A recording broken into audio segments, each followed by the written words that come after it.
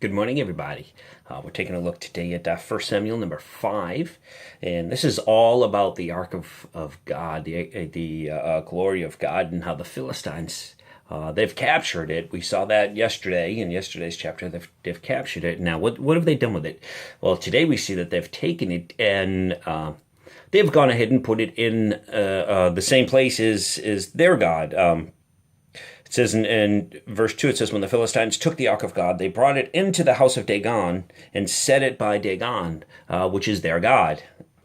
And this is just really cool. They're building up a house full of gods. And I don't know what was in their mind. And we know that ancient Egypt used to have a god for everything. But maybe that's what they're doing, but I think it's really cool that you see what God does here.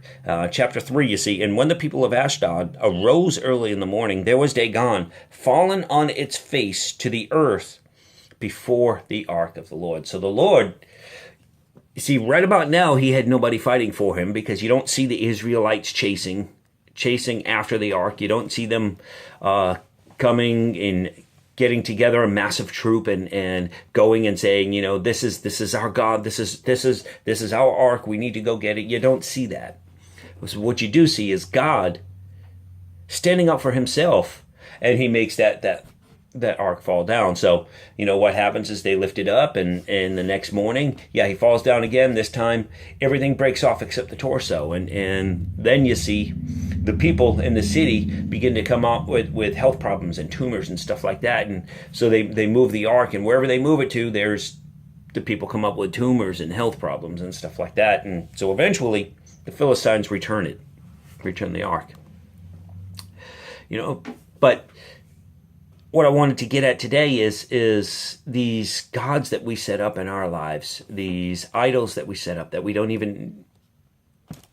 won't let go of.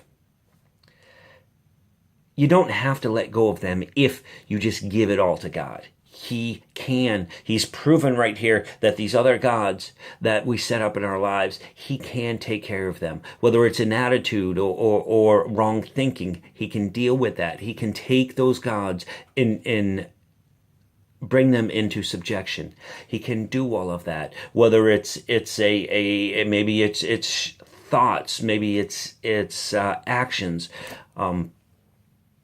God can take all that and bring it and put it in its rightful place in our lives.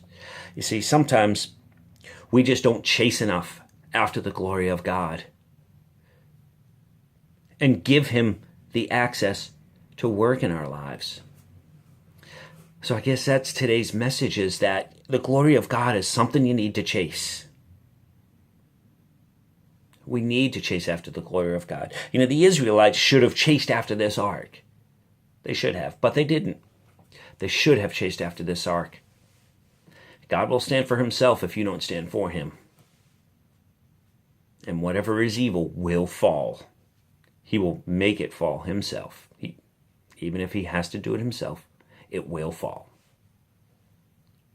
So please, chase after the glory of God and give him the parts of your life that you have never given him before. I love you all. Have a super, super day.